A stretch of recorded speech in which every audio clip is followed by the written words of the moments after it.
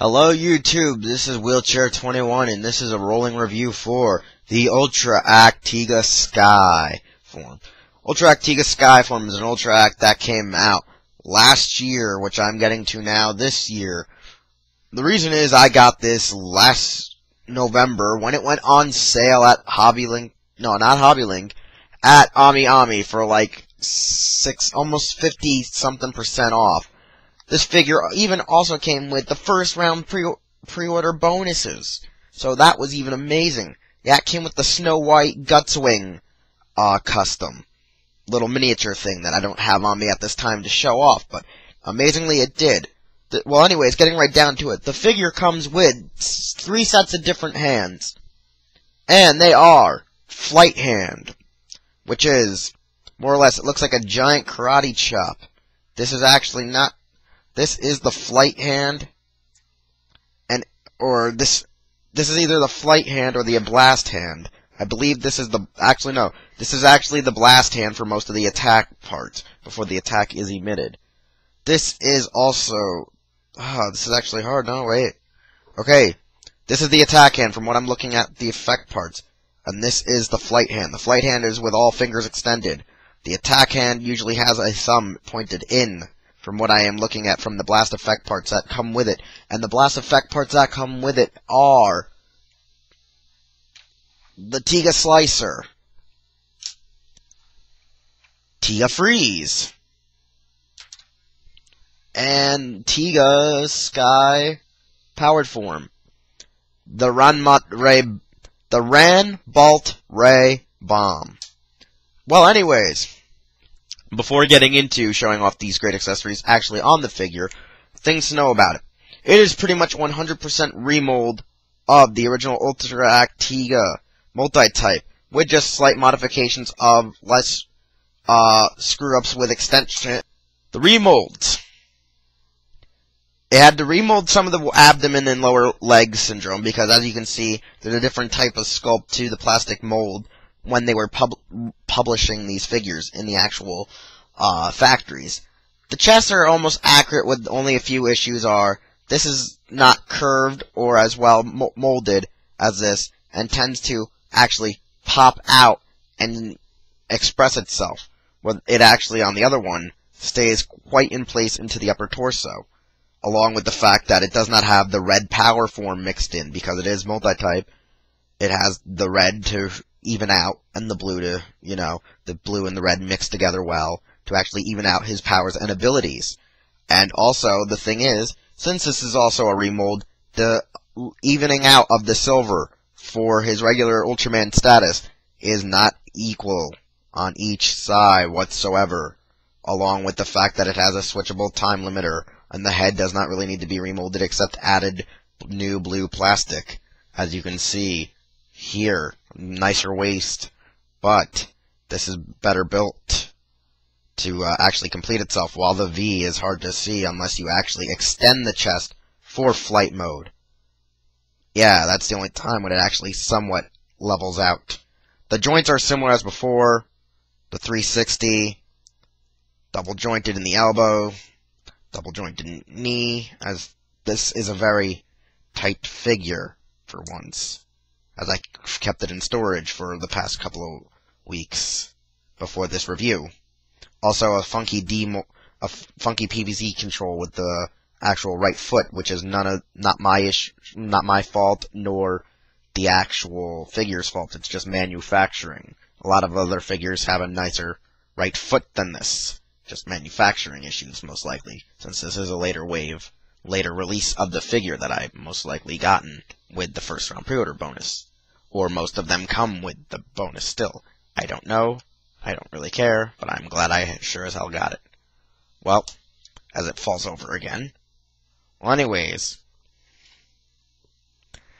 the first thing we're going to show off is still the Tiga Slicer, which is a reissue from regular Tiga. Yes, regular multi-type Tiga actually comes with this nicely sculpted effect part, which is pretty much a giant, flung bolt energy attack, which usually is thrown in a similar way as the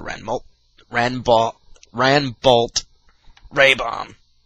Well, there you have it. Tiga's Slicer. Tiga Slicer. It's a commonly used attack, as you can probably guess by now, for the fact that it has been issued twice, with first the regular multi-type Tiga, and now yet again with this newer Sky-type Tiga, which is his more or less, I believe, more fan-favorited form because he is faster and shoots off more energy blasts, whereas the powered form is a little bit more buff and more or less relies on power and brute force to attack. Usually this thing is his version of, I would say, the original Ultraman's throwable disc attack, where it's just used to cleave and cut its foes and enemies, most likely to cut a flying enemy's wings off so he doesn't have to chase after it throughout the sky, or to either, I guess, cut off tails. His next move is the Tiga Freezer, which is most likely a one-handed version of the regular Spectrum beam that most Ultramen use, but a one-handed shot that is used for freezing his foes, to help him deliver his final blow, which is pretty much the next thing I will display. Well, next up we have the Tiga Freezer. The Tiga Freezer is, well, like I said, it uses to most likely freeze his opponents so he can finish them off. Images I have seen shows the Tiga Freezer, if this is the correct move, which I believe this is. I could have it wrong, but I do believe this is the actual freezing shot, because it looks more like a congealed ice shot. Well, anyways, I do believe that most likely this is the right way it's fired at, because some of the screenshots that I have seen, since I have not seen episodes of Tiga where he has actually used his freezing beam in such a long while, that I'm pretty sure, unlike the Slicer where it's shot off with a straight hand like this, it's shot off on a straight actual chopping hand, more like a flung from the head instead of a darted hand, similar to how he will chuck his Ranbolt Ray Bomb, which is a crazy-ass name, since this is not really like a ray, more like an ice shard, which most likely could be that this is the Tiga Freeze, and that is actually the Ranbolt Bomb. I could have my names mixed up, because I said it has been a while since I've seen Tiga. Actually, it has been almost 2 years since I've actually sat and watched Tiga dubbed or subbed correctly. I more or less actually like this effect more than the last part because of that clear little dart attack, and I also like this one a lot more. This one looks great. It's going to be an easy transfer from this to this, which I do believe this is more or less Tiga's secondary move to use actually in this form more than this form. More, not form, but blast.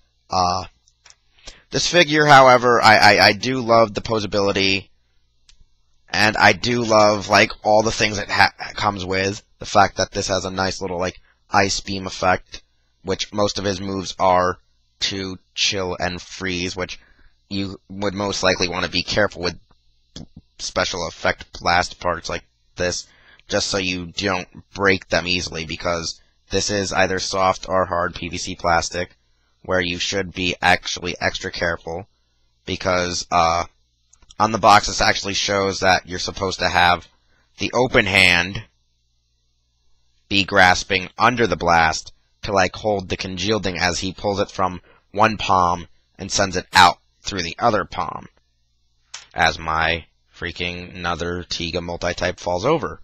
Hopefully it will not fall over when I go to reset it.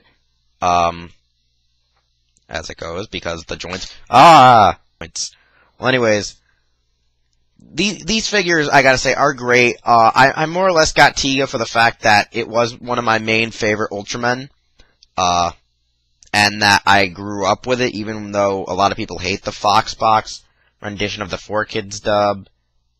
I don't really hate it, because in the sense being, it at least got Tiga over. It was badly dubbed, but it got Tiga over, it got people curious, and it got more people into Ultraman that way, a new generation. And I gotta say, I can't really hate it for the fact that it got me to look more in depth at Ultraman and really get in behind him a lot more than I thought how other fans used to say, by being just a guy in pretty much spandex or rubber or whatever, beating around a bunch of guys in other rubber monster suits. I do gotta say, the blast effects, I really enjoy that Ultramen do have, like, at least assorted, blast effects, such as, like, a hand blast, a full energy beam, or an energy dart. I do like how some of them actually do have a mix and match, capabilities between similar molds, as long as they're in the same show. But the fact that these do have a lot of issues in its molding in general, mostly around, like, the chest and actually its arms. Newer versions, especially the powered type, which will be next to review, actually its abilities are not interchangeable as well with these, because the pegs that switch on these hands are a little bit shorter than should be needed. I really gotta say, though, if they were to remake both these again, I would be pretty annoyed. Well, anyways, this has been Wheelchair 21. I gotta go edit this video. Check out Toku Anime News. Check out Project. Check out Darkon. Check out Gundam. Check out Where. Check out everyone else I support. And I'll see you later, YouTube. This has been Wheelchair 21. This is the rolling review for Tiga Skyform. And this was our late review. Bye.